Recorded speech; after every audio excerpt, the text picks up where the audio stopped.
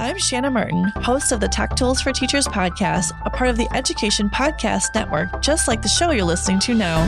Shows on the network are individually owned, and opinions expressed may not reflect others. Find other interesting education podcasts at edupodcastnetwork.com.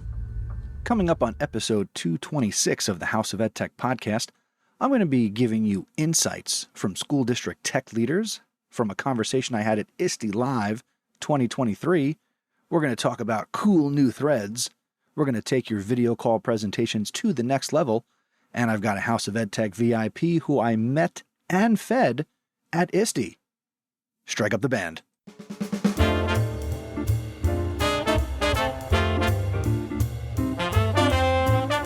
Welcome to the House of EdTech. My name is Chris Nesi. The House of EdTech launched in 2014, giving me the opportunity to speak with teachers, leaders, and creators so you can more effectively integrate technology, strengthen your pedagogy, and have more confidence in your classroom and school so you can make an impact. Get involved with the podcast by visiting my website, chrisnesi.com. Using technology isn't difficult, and this is where it begins. This is the House of EdTech. And I cannot wait to bring you this episode. I am so excited to be here in the studio. It's the beginning of July 2023. I am fresh off of my Bahamas cruise. So yeah, life is good. I am relaxed. And the vacation came on the heels of going to ISTE Live 2023 in Philadelphia on June 26th and June 27th. I had a great time at ISTE. It was great to see so many people face to face that I haven't seen in a few years, and it was great to meet some other people who I had never met face to face. One example comes to mind. Finally got to meet Richard Byrne, the man behind Free Tech for Teachers. He's a previous guest on the podcast, and we finally got to meet face to face. That's the only one I'm going to shout out because I got to meet face to face so many people that, again, my heart was literally warmed. And that's not because it was hot in the middle of summer in Philadelphia. But it was great. If you want to see who I got to meet face to face and listening, you might be one of them. But I tried to take as many pictures as I could with as many people as I could. And you can go and check out the House of EdTech on Instagram at House of EdTech. Make sure you're following along. I like to put out content over on the gram. We're going to talk a little bit more about Instagram in just a little bit. But this is a fun episode. I'm including one of the many conversations I had at ISTE Live 2023. This conversation that I'm going to be sharing I had with Crystal Samuels, John Terlecki, and Douglas Timm. Douglas I had known previously through EdCamps. Crystal I found out a listener of the podcast and got to meet John. So got to have a great conversation. They are district EdTech leaders in Delaware. So I've got a great conversation that I'm going to be sharing with you in just a few minutes. They get into some reflection on the previous school year, and I provoke them with questions about the future and learning. And it's nice to get a perspective of what district technology leaders and tech coaches have on their mind and how they think and how they learn. So if you are in this role, you can relate to what they're saying. And if this is a role you want to get into, this is a great conversation with some great insight that can help you have a better idea of what it's all about. But first, let's do the EdTech Thought.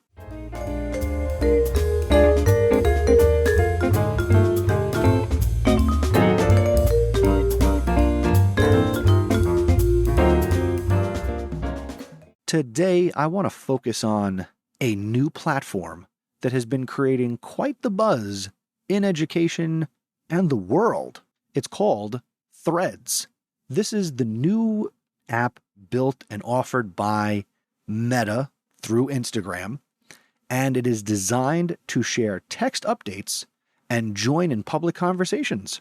It's a platform that allows you to post up to 500 characters along with links and photos. It's like Twitter, but with a twist. Teachers are already showing up early to this platform. I am on Threads. Unfortunately, I could not get at Mr. Nessie on Threads because I do not have at Mr. Nessie on Instagram, and I can't get it. But I am on Threads at House of EdTech. Why should you care about Threads? Well, I think this is a fresh way to connect with other educators. Let's face it, Twitter is dying on so many levels.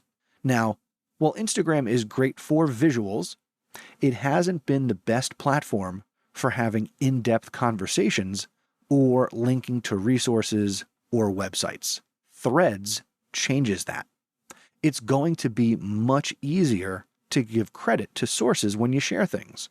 For those who sell educational resources, the ability to directly link to their resources is a game changer. Even podcasters, being able to link to the podcast is going to be easier. Threads has been trending on social media since its launch last week as I'm recording this, with even some dubbing it the hashtag Twitter killer. The platform had 5 million users within a few short hours of its launch, and the numbers keep growing. It's extremely easy to sign up because if you have an existing Instagram account, you ipso facto now have and can have a Threads account, and you can auto-follow the people from your existing Instagram account. That's what I've done with at House of EdTech. But like any new platform, Threads is a bit of the Wild West. Some are using it to share links, while others are using it to have a Twitter-like experience. It's still in the early days, and it'll be interesting to see how it evolves. However, Threads isn't without its challenges. For instance, the platform isn't supporting hashtags right out of the gate, and the search functionality also isn't that great yet. Also, if you want to leave Threads, you have to deactivate your account, which will simply hide your profile and content. But since the account is tied to Instagram, you can't entirely delete it without also deleting your Instagram account. That might change in the future. Despite these challenges, the potential of Threads is undeniable. It's a platform that could revolutionize how educators connect, how we share resources, and how we engage in meaningful virtual conversations. So whether you are an educator looking to connect with your peers or some interested in the latest trends in, education technology, Threads is definitely worth checking out. And again, I'm on Threads at House of EdTech. And if you're not following along on Instagram, maybe follow that too. It's the same username. And again, maybe one day I will have at Mr. Nessie on Threads. But who knows? If you get on Threads, tag me in a thread and say that you heard about it from this episode. If you do, I've got some of those special exclusive stickers that are sparkly and awesome that I was going to give out at ISTE, and I gave a ton of them out at ISTE, but I still have some left. So on a first come, first serve basis, if you mention and you reach out to me on Threads, hey, send me a sticker, just say interact with me and base it on episode 226. And I'll be happy to mail you one of these awesome glittery stickers to get ready for the upcoming school year to make your laptop that much more awesome. But you got to get on Threads to do it. So I'm on Threads. You should try it too, because that's what we do here. We try new stuff because using technology isn't difficult. Just give it a try, right? So give Threads a try. And that's my EdTech thought.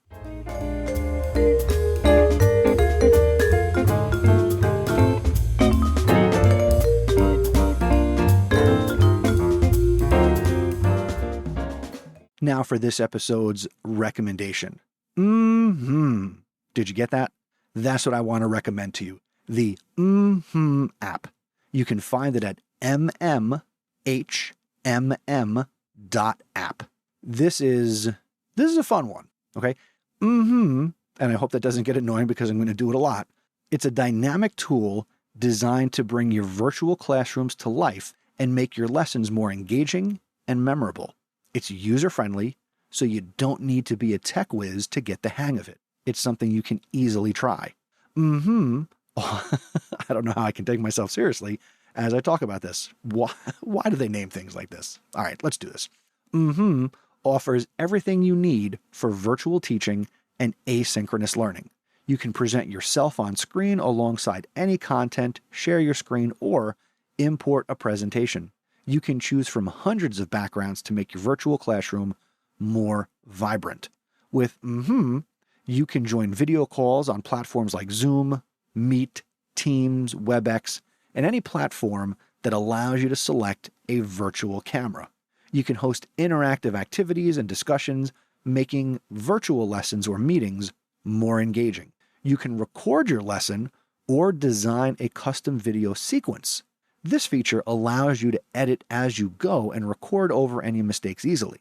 Once your video lesson is ready, you can share a link to your video with your students or publish it to your school's video library. mmhmm offers a range of features to make your lessons more engaging. You can pin images, video, text, presentation slides, or even a second camera on screen with you. You can also appear on screen with your content to maintain a connection with the viewer, potentially students. This also offers a range of special effects. You can make your screen look rainy, pixelated, or like an old film, so you can get creative with it as well. You can express yourself with big hands gestures to respond without a sound. mmhmm works with every video call and allows you to invite up to 10 people to join you on screen.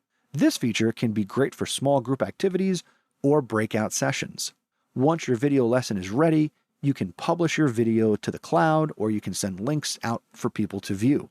You can also set permissions so only your students or a selected audience can see your video. You can also add closed captioning to improve your video's accessibility. The product is available for download for Mac and Windows, but you can also use mmhmm on the web or in the mmhmm studio. Check it out. It's pretty cool. And again, you can find it at mmhmm.app. And there'll be a link in the show notes, which are a swipe or a tap away in the app you are listening in. And that's my EdTech recommendation.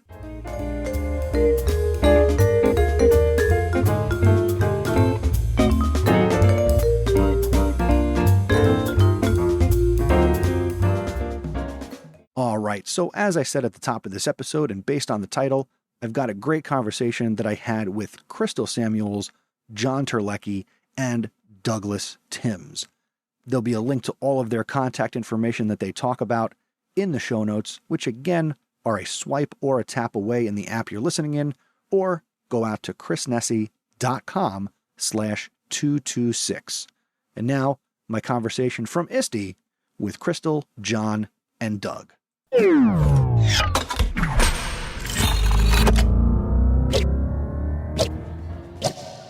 All right, we are here, we are back, we are still live at ISTE 2023, still hanging out above the Overlook Cafe, looking down at all the EdTech peasants roaming around like little ants. I just love everyone's wearing a book bag. A lot of book bags here. A lot of things that if you see something, you should say something. Yes, there is. Speaking of seeing something and saying something, Doug knows how I work. Classic transition. I am joined by the Douglas Timm, new to my life, John Terlecki, and Crystal Samuels, who listens to the show. She talks about it in the bathroom or potty PD. Potty PD. Unless you are having conversations with people about the show in the restroom, I'm all for it. Sometimes it happens. All right, PD happens everywhere, anywhere. That's right. I'm concerned about that one. So you are all from Delaware. Please tell me about your school district, what your roles are, and then we'll have a little fun. Yeah, sure. I mean, I can get started. I mean, John was the first part of the team that started maybe, 3 years ago? Yeah, so I've been in the district. We're at the Christina School District, so I've been in the district now for 12 years and transitioned into this role right after we went away to COVID. And, never was there a better time to jump into instructional technology when everybody in every building looked at you and said, hey, we got to teach virtually tomorrow. How do we do that? So I was here. So technically I'm an instructional technology curriculum specialist, but that's a lot of words. That's a lot. So I take curriculum out of it intentionally a lot of times and just say I'm an instructional technology specialist. But yeah. And I think the vision of our superintendent at the time was to just kind of beef up the program. And I don't think there was a whole lot going on in Christina when it came to technology before before John arrived, and then I came next, and then Crystal. So now we have formed this team of 3 that we pretty much do everything when it comes to instructional technology within the district of 14,000 students. So. And you said 33 schools? 33, yep. Wow. Yeah. Including a number of unique programs. We have a School of the Deaf. We have, students with disabilities platform. We have an autistic centric program. So we have a lot of different needs that we try and facilitate. And I think the 3 of us work well together because we're not the same type of person. Like I gathered that before I hit record. Truer words, Douglas. Truer words. Like John went to a session already. Chris and I have just been hanging out, eating lunch, and talking about people that walk by us. It's fine. I wasn't hungry. Oh wait, that's. And we opposite. visited the expo hall too. We did visit all the while expo John was learning. And I made sure I got my happy hour pass for later. So we have accomplished some things. That's awesome. Crystal, how do you factor into this team? So I'm the newest one on the team. I'm an instructional technology coach. I've known Doug for about 10 years, I think. I feel like so. How many good ones? Still my boss, so. But it's a great team. We come up with ideas, and there's hardly ever a no. It's how do we do this?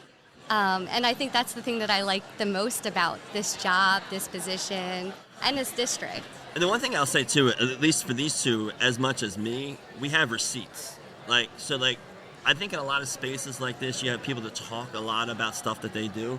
We can show you the work that we've done, and how we've moved. I just can look back in the past 2 years and say, I don't know where Christina was before I got here, but I know where we are now and where we're going. And in 2 years, John, Stephen last year and Crystal this year, we have moved.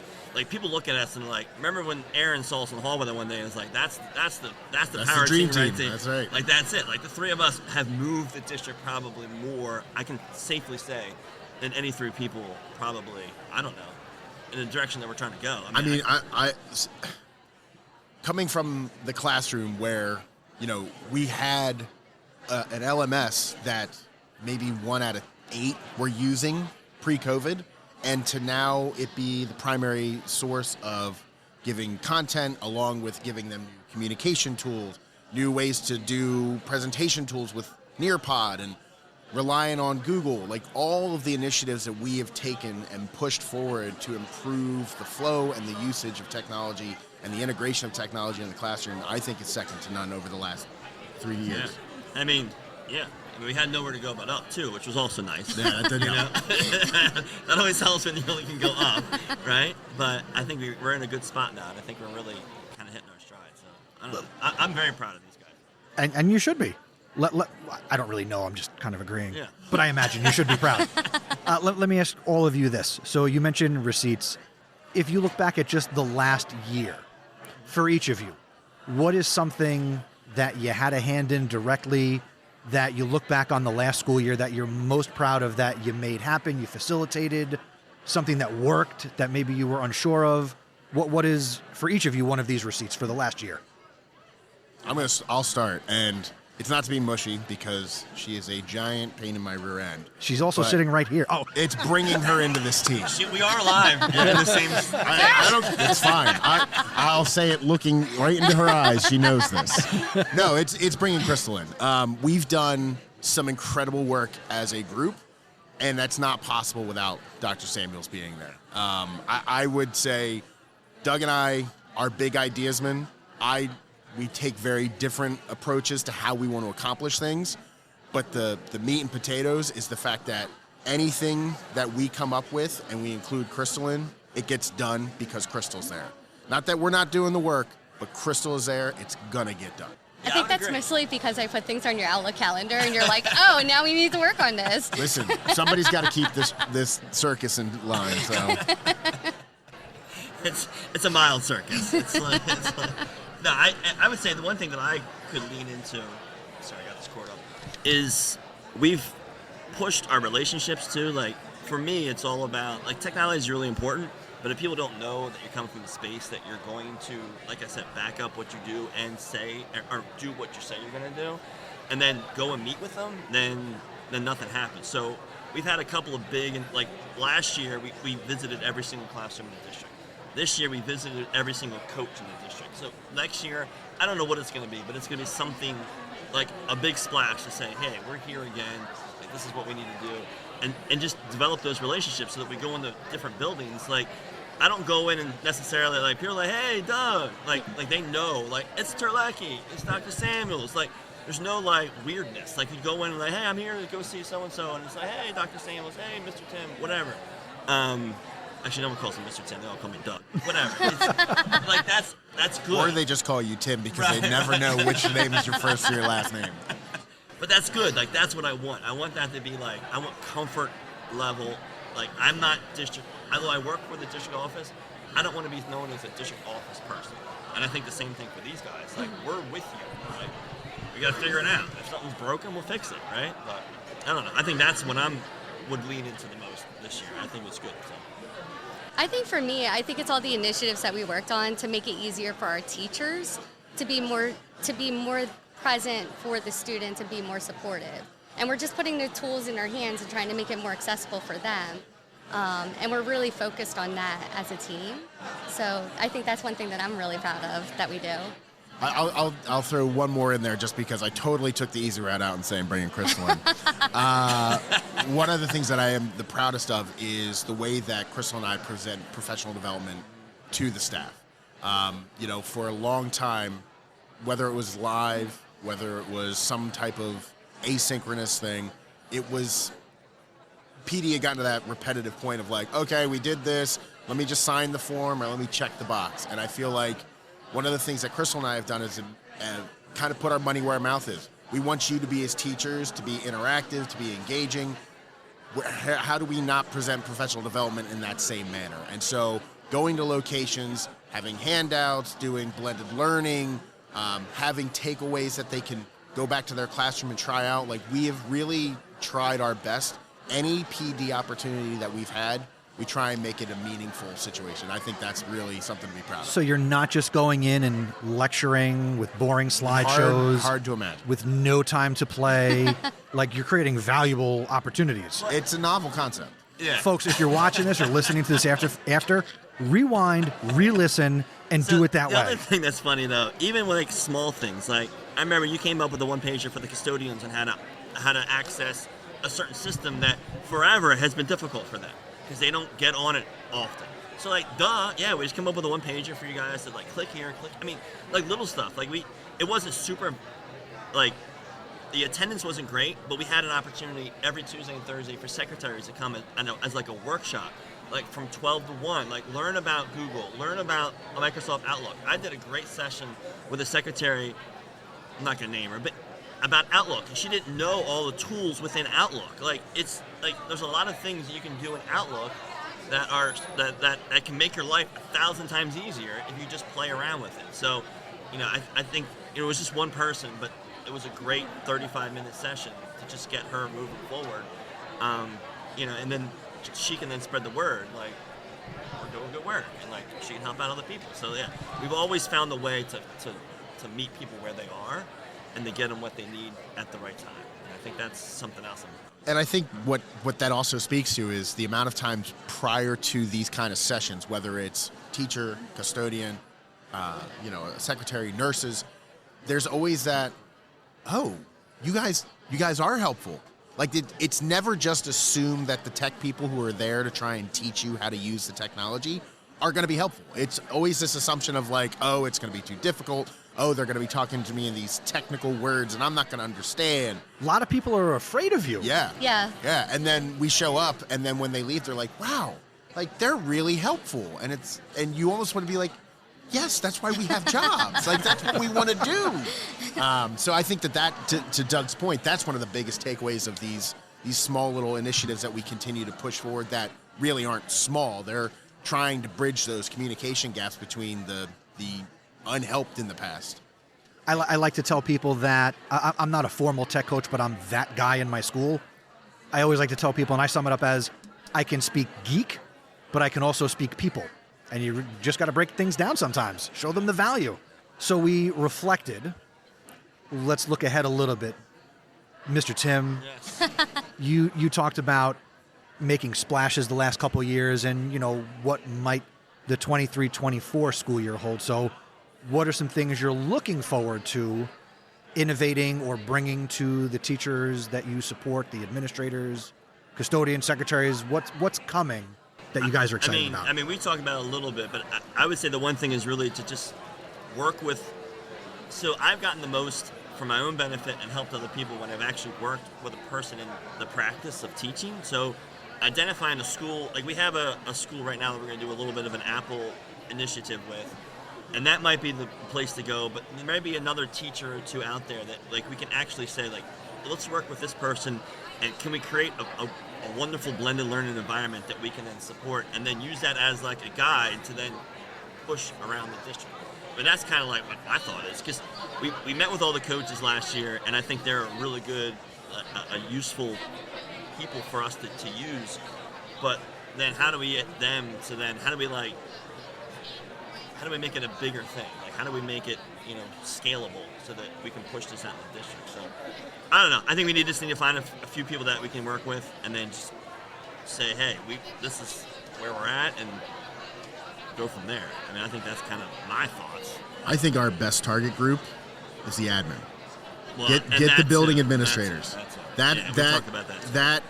That hurdle, and I know that this is everywhere because they have so much on their plate, but getting the building admin teams on board with the tech pushes so that they see the value and understand why their teachers should see the value is that next great hurdle for us. I think we have a lot on the roadmap that we're getting ready to roll out for next year. But looking back, so in order to look forward, if I look back at last year, and if I would have written down everything that we did and gave that to me in the beginning of the year, I think it would have been overwhelming because things just happen throughout the year. And we're like, it sparks ideas, and then we do different things. And we're always meeting teachers, nutrition, transportation, maintenance, anybody who needs our help where they're at, and just there to support them throughout the year. So yeah, I'm excited about our roadmap, but I'm also excited about the unknown. Yeah, I think our roadmap is aggressive, as it tends to be. It should be. Yeah. Well, I mean, Crystal It's plays ambitious. hockey. I mean, I learned that, yes. John That's played exciting. lacrosse. I was a goalkeeper in soccer. We're all aggressive people at heart. Yeah. So, I think for me, the thing I'm most excited about is continuing to push what we do forward. Just the snippet of our roadmap. At the end of this past year, apparently somebody figured out that we're pretty good at this whole tech and PD thing, and we've started to build our own individually minor version of micro-credentialing in our district as the way that we're going to do asynchronous professional development. Well, now all of a sudden, the director who's in charge of PD is like, hey, we think that should be the layout for everybody, so can you help us build a landing page? Shout out EduStage. Yay! Can you build a landing page? Can you build us a quick template so that everybody knows how to do this? And it's something that's really neat that it's evolved from. We've built these modules and we have this good layout, and then the beauty of having someone like Dr. Samuels is, hey, that's great. Let's flip it like this, and then let's add this little piece. And now all of a sudden we've gone from, okay, here's just a standard module to now we're going to do, here's a small credential, and we're going to have a credentialing page, and the whole nine. I'm really excited to see how that process and that project that we've undertaken builds and grows and potentially changes the way that we do professional development in our district. Let me jump in here real quick and just say I would love to have the three of you back on at some point this school year or when something like that gets going to kind of create hey, here's how you can do this, and let's talk about how it's going. Absolutely.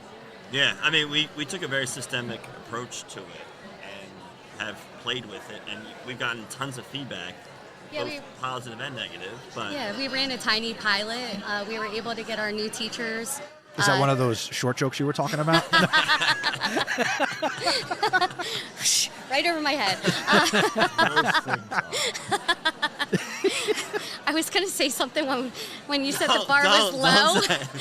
We are recording, Crystal. Do not say it. When somebody said the bar was low, I was like, oh. But we were able to do a small pilot with a good amount of teachers. We had like 200 teachers. 200 teachers, so it was great because we had, a diverse population. Yep, we rolled out 3 unique micro-credentials. Modules. Modules. And they were, Schoology for secondary educators, Schoology for elementary educators, and a Nearpod one. And just kind of seeing how that pilot rolled out, seeing the feedback we got, we thought, oh, sure, we'll have a Google piece to it. And then Dr. Samuels was really good about providing feedback. But then what we're finding out is not everybody knows how to go back and check for that feedback. So just finding these little holes in the process and patching them, find those Band-Aids, apply them, move forward. It also required people to have evidence. Again, back to that idea around receipts. Like, it was a novel idea. Like, let's make sure that people actually show that they learned something by producing something and then turning it in, like a student would. Like, duh. Like, that's what professional development is.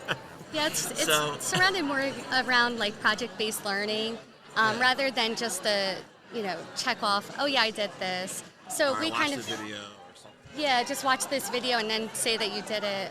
They're actually creating something to showcase their learning. And in doing so, they're hopefully learning more. And I enjoyed the feedback from the teachers. We were able to make some tweaks to the modules, hopefully to make it more user-friendly. But yeah, it was great.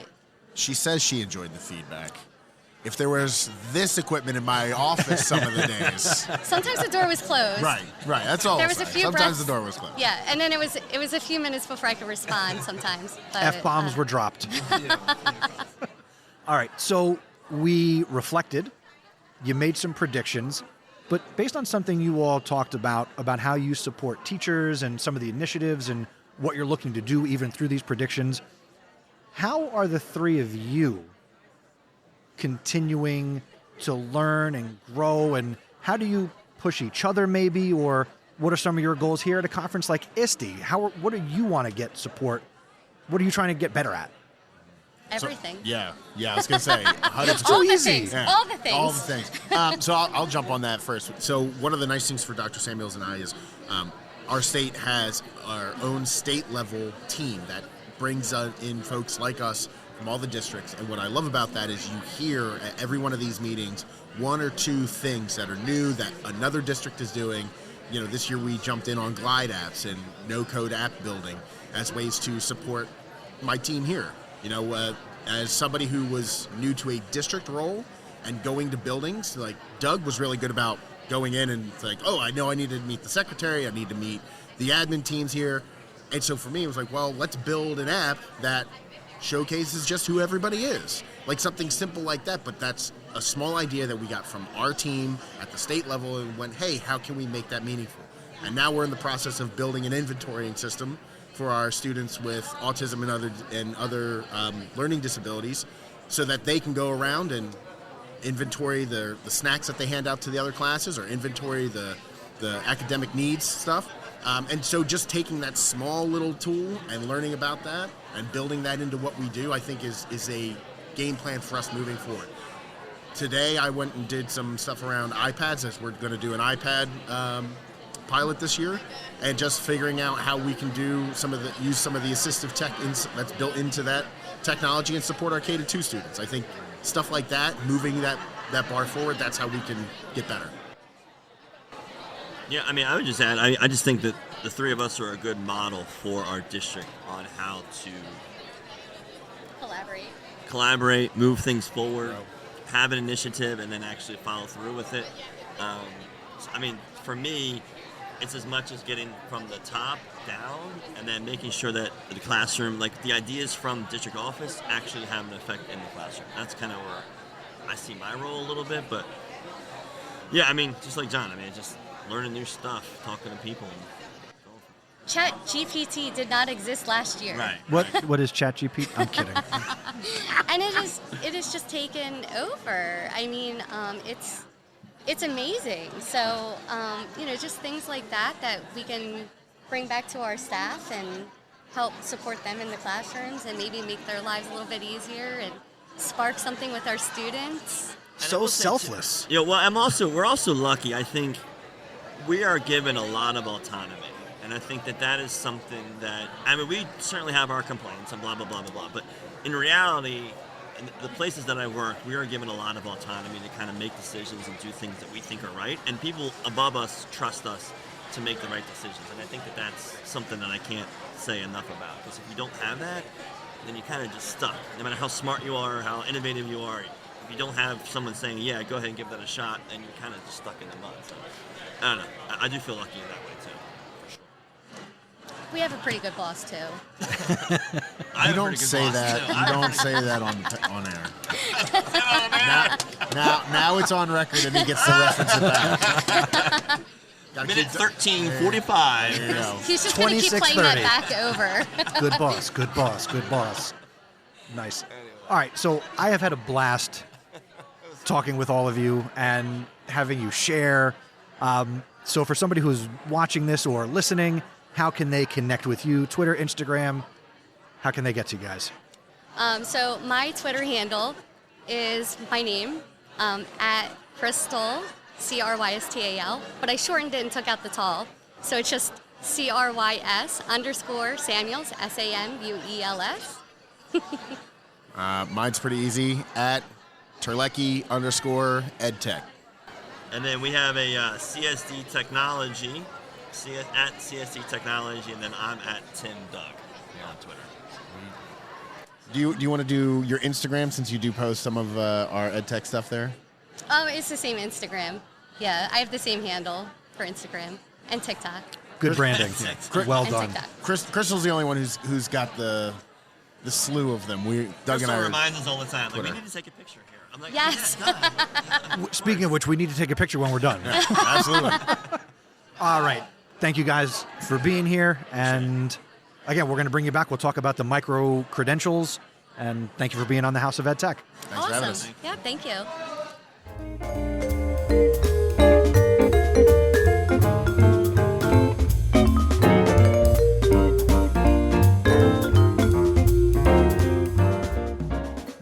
I hope you enjoyed that conversation with Crystal, John, and Doug as much as I did. They are three awesome people. Hope you go out and connect with them. Again, swipe or a tap, or go out to chrisnessy.com/226.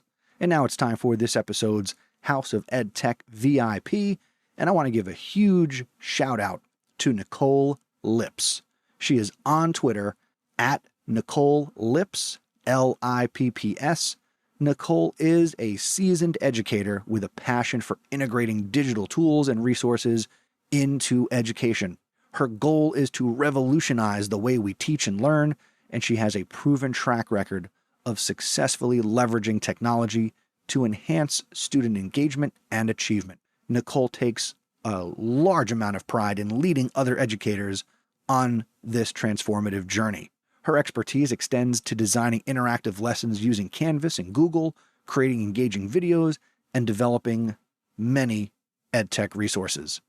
She is proficient in a wide range of creative and design applications, and she loves to demonstrate that technology can indeed unlock endless possibilities in education. I got to meet Nicole in person. She's a listener of the podcast. She came to the cheesesteak meetup, and of course, I'm an awesome guy, and I bought her a cheesesteak. I also performed as her Uber driver over to EdTech Karaoke. It was a great time, and it was great to meet you, Nicole. You are a House of EdTech VIP.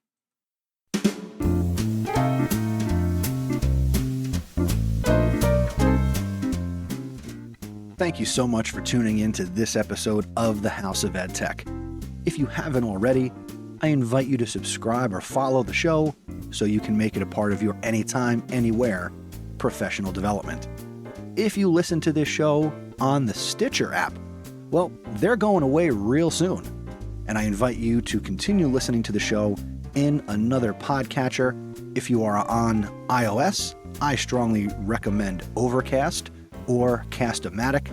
And if you are on an Android phone, I also recommend Pocket Casts and the Google Podcast app. So if you're on Stitcher, make sure you move to a new app because, again, the end is near. To get the most out of the House of EdTech, Be sure to check out the show notes for this episode. You'll find all the links and resources mentioned in the show. For this episode, go to chrisnessy.com/226, or they're a swipe or a tap away in the app you're listening in right now. Also, I genuinely enjoy hearing from you, and I value your feedback and your perspectives. Whether you have insights or thoughts about a recent episode or any other EdTech related topic, don't hesitate to reach out. You can email me at feedback@chrisnessy.com or leave a voicemail at chrisnessy.com/voicemail. Or maybe we'll get connected on Threads. Again, I am now at House of EdTech on Threads. Either way, your input helps me create better content and improve the show. So please share your thoughts with me. I'm eager to connect with you. If you know someone who would benefit from listening to this podcast, I encourage you to share it with them. Spread the word on social media. Share it out from the app you're listening in right now, or share it through word of mouth. Your efforts will help me reach a wider audience of educators who will also get value from the podcast. Thank you in advance for helping me spread the word about House of EdTech. Lastly, I invite you to become an awesome supporter if you're getting value from my content. I'm incredibly grateful for the ongoing support from the following people: Jeff Herb, Peggy George, Dan Gallagher, Mike Messner, Matt Miller, who I got to reconnect with at ISTE. What's up, Matt? Brian Carpenter, and Aaron Cummings. If you want to become an awesome supporter, go to chrisnessy.com/awesome. Your generosity will go a long way in helping me continue to produce the show. The next episode of the podcast is going to be episode 227. Great show. It's going to be more from ISTE 2023, and it's going to come your way on July 23rd. Thanks for learning with me, and remember, using technology isn't difficult. Just give it a try.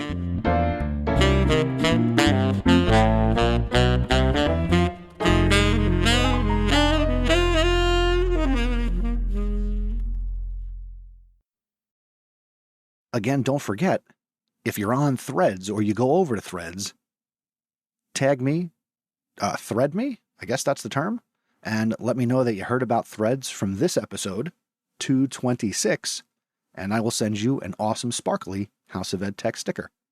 I'll talk to you on the next episode.